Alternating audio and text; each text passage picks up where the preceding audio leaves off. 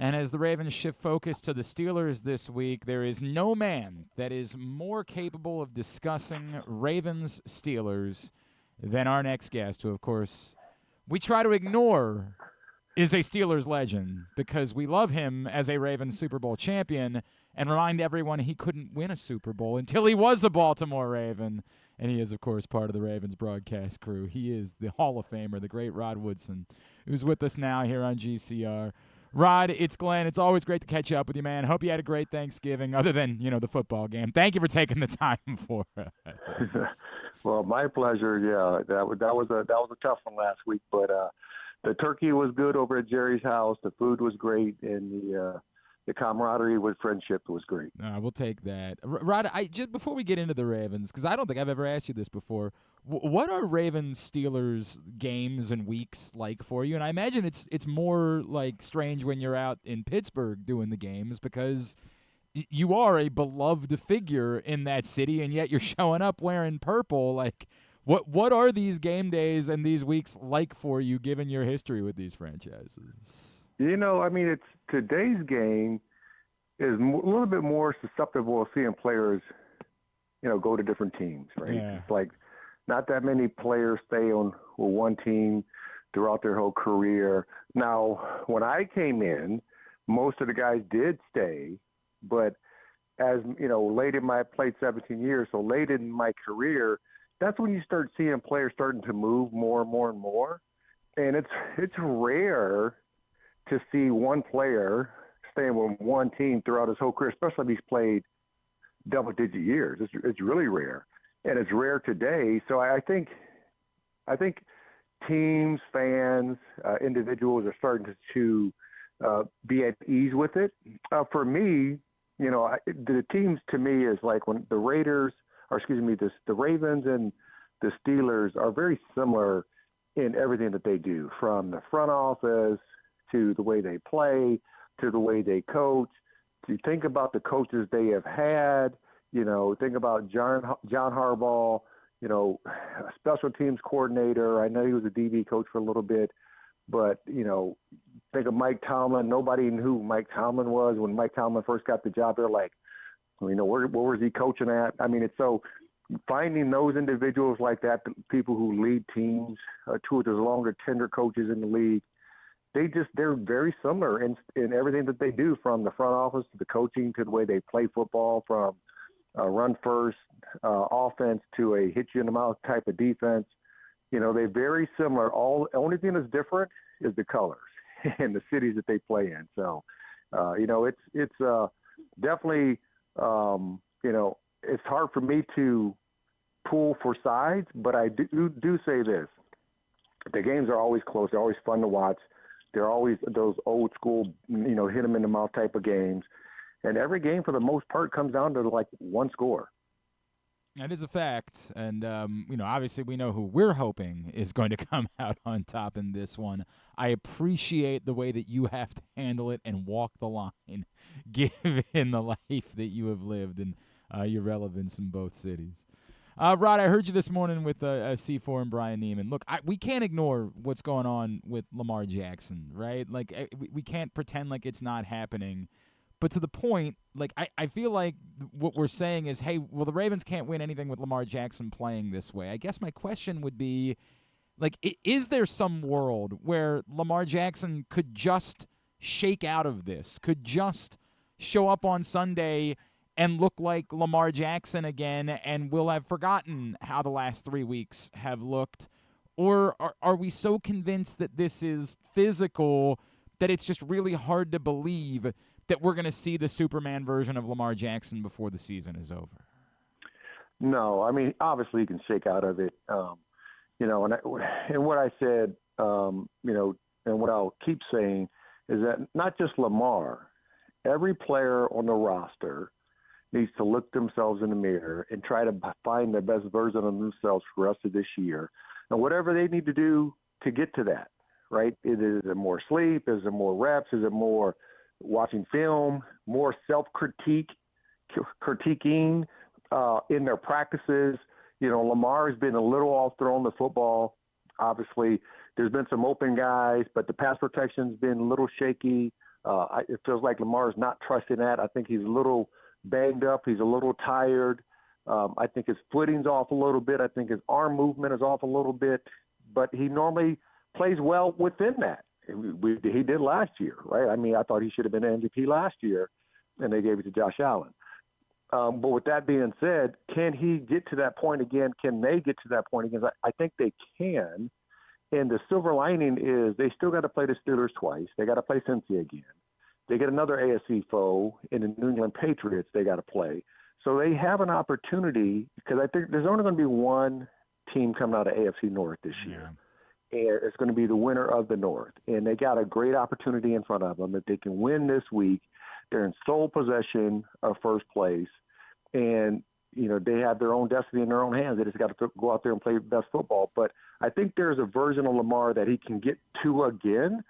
And I think Todd Monken can help them. But I think he has to help himself by doing the little things right. Because at the end of the day, when you're not playing your best football, it's not the big things that really are messing you up. It's the little bitty things that are messing you up. And I think he needs to get back to the foundation of playing at the quarterback position. What does he need to do better week in and week out with his footwork, with his arm movements, but also what the defense is giving him? If it's giving him a 5-yarder, throw the 5-yarder. Don't try to look for a 15, 20-yarder down the field and then take a sack. Were you at all encouraged by his – it seemed like at least early on in the game he was more willing to try to use his legs than he had been in the 2 previous weeks. As bad as the game ended up being and as disastrous as the turnovers were you encouraged at all by that and maybe that being the next step in seeing the full and complete version of Lamar Jackson? Yeah, I mean, I know this. I know when – it's crunch time and there's critical drives or critical plays that need to happen. Lamar likes to be that guy. And so I know that that's in him still. I know that's there. But it's and I say this, it's not always the big things the easy things to see. I think it's just his little things that he's doing wrong that are hurting him. And I think maybe he's a little banged up. Maybe he's in his own head because he hasn't played the way he normally does play as Lamar Jackson. But then the offense is not playing great, right? But then I think they got to figure out how to use Derrick Henry throughout the game. He only had 10 carries in the whole game, right? 6 in the first quarter, none in the second quarter, right. 3 or 4 in the third quarter with 1 reception, and none in the fourth quarter. And I kind of get the fourth quarter because they were playing from behind, so they were throwing the ball more. But even with that being said, you still want to be who you are. You want to look to your own identity. What do we do well, and let us do it. But the silver lining is they get to play the Steelers twice, and they get to play them this week. And they're not playing good football. So if everybody in that Baltimore Ravens, Owen Mills building, every player, every coach can look at themselves and say, how do I get the best version of myself for here on out, for the rest of this season, so we can win the North and get to the postseason? If they can do that collectively, individually first, then collectively together, they can win this football game and they can finish up on a high note and get into the playoffs. He is the great Rod Woodson. He is with us here on GCR. Rod, you bring up running the ball, and I know John Harbaugh referenced it, and he said, look, hey, some of the circumstances let us down on Thursday night, and that was part of the reason why we didn't run the ball specifically in the second quarter. You tell me if I'm crazy, right? Because I recognize that the play they called out of the 2-minute warning worked, and we all think that push-off that was caught on Zay Flowers was questionable, and it was a touchdown. But it strikes me that in a place where you haven't been able to get the ball on the ground, and when you deferred to start the game for the singular purpose of trying to steal back-to-back possessions, that play call bothered me. Even though it should have worked, it bothered me that this is your opportunity to recalibrate and say, we can try to get this thing going on the ground, hold the ball for the rest of the half, score, and get the ball back. That's the one that jumps out at me in terms of like, hey, where should you have run the ball that you didn't? How about out of the 2-minute warning when everything is going your way, you have momentum, And the clock isn't a problem because you're already in Cincinnati territory at that point. Yeah, I tell you, listen, first of all, that penalty on Zay Flowers was not a penalty. Yes. I mean, we can get into the reffing in the National Football League this year. I think it's been horrendous. I just think it's been absolutely horrible. I think it's been very inconsistent. Players don't even know how to play football anymore because one play it's a penalty. Next play it's not a penalty. No, but the other team and if you're in another stadium, you can push off all day long. So it's just like the inconsistency of the refs this year has just been nuts throughout the National Football League. That's the first thing. Secondly, I mean, I kind of get like, listen, when you think you should run the football, if they're stacking the box, right? You zig, we zag, right? you're gonna can something, you're gonna go to another play, right? And that you can do, and I think Lamar has that freedom to do that. And I don't know if that was a called run. I don't really know about the play itself, but I know that sometimes when you have that momentum, when you're feeling the way you are, you can say, hey, they can stack the box if they want to, but we're going to still block everybody up, and we're still going to get 3 to 4 to 5 yards, 3.5 yards. And if you can do that consistently, you're going to keep getting first downs in the National Football League. So I kind of get what you're saying. I know sometimes we look at it from the Monday morning quarterback situation, and you say they should have ran the football. I know, Todd Monken has done a tremendous job. But last year, he did a tremendous job of coordinating and play calling last year with the offense with the Baltimore Ravens. This year's been a little inconsistent, but the inconsistent play for the most part comes down to when Lamar's not playing good football. And obviously, he didn't play for several weeks, and ever since he's been back, he just hasn't seemed like he's been the same guy. The offense hasn't been the same offense that they were before he got injured and took those games off. So you got to hope that somewhere along the line, Lamar finds the fundamentals. Every position, every player goes back to the fundamentals, because at the end of the day, that's what you're based off of. Everything that you do is from the foundation of the fundamentals of each position. So if they can get back to that, if they can get back to that collectively or individually, and then collectively they do it together on game days, they're going to start looking like the team that we saw at the beginning of not at the beginning of the year where they were losing, but at the time frame that we were winning and having those win streaks, and the offense was playing really good and scoring points against any defense in the National Football League. Rod, two things real quick, because you brought up the line earlier. What did you make of what you saw from Emery Jones in the time he was out there? Obviously, the holding call wasn't very good, but would you like to see more of Emery Jones moving forward? Do you think that he can help in solving some of the problems they've been dealing with? I think they're going to keep giving him a shot, because I think as he keeps playing and keeps getting reps, I mean, it's, first of all, you're coming in, 3/4 of the season's over, and you're getting your first snaps. And I think he played decently well.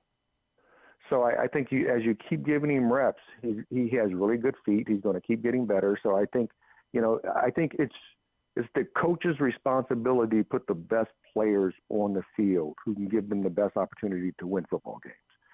And if it's Emery Jones, then you put Emery Jones on the field and you give him the reps that he needs. And if you need to alternate the reps, if you need to have a snap count for him and to see where he's going to be and how he's doing, then you have to do that. But I think it's and John Harbaugh knows this. He knows this. You got to put the best players on the field and find a way to get them on the field consistently. And if they can do that, I think, first of all, you give Lamar a little bit more peace of mind in the passing game, because I think he feels the pressure, even though some of it is man-made because he does have open receivers, but he's holding on to the ball a little bit longer than he should.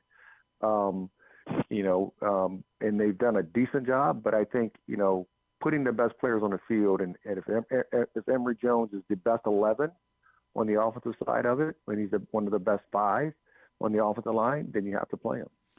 The defense was the pressure was not nearly there the way it had been in the 4 weeks leading up to that, and since they had acquired Draymond Jones. Where is that between, hey, that happens sometimes and you credit Joe Burrow, versus the opinion that some fans would have of, well, that's because a lot of that you were just doing it against really bad NFL quarterbacks, and it's proof that the defense wasn't really that much better over the course of the last 4 weeks. It was just more about the opponent. Yeah, I mean, I think, what I would like from the defense is that keep bringing pressure, but be creative. I mean, last year you were really creative in some of the blitzes that you were running. This year, not so much, but we don't run a lot of games. We ran a couple games this past week. That's the first time we saw that in quite a while. So, just keep being creative. And I think the biggest thing is just going out and playing fast, physical football for the Ravens. If they can do that on defense and put the opposing offenses in bad spots, in tough situations, then that's going to benefit the defense in four quarters. And then, Rod, I promise this is the last one before I let you go take your dog out. The Steelers have lost 5 of their last 7. I know this is Ravens Steelers, right? Like, I assume that we ignore all of that and it doesn't matter how the Steelers are playing, or considering how difficult their Decembers and Novembers have been in recent years, do we kind of assume this is what the Steelers are at this point? Well, I think you are what you are, right? You are what your record indicates, especially this time of the year. Both teams are playing 500 football. The Steelers aren't playing really good football, and the Ravens need to get back to their winning ways. They played this solid football leading up to last week, and we know it's going to be a tough game. All the games are one score or less when the Steelers and Baltimore play each other over the years, and I don't see anything being different coming up this weekend. Rod Woodson, of course, you will hear him Sunday with the Ravens broadcast team for Ravens Steelers. Rod, always appreciate you. Give your dog a hug for us as well. Thank you for taking the time for us. I will. I appreciate it.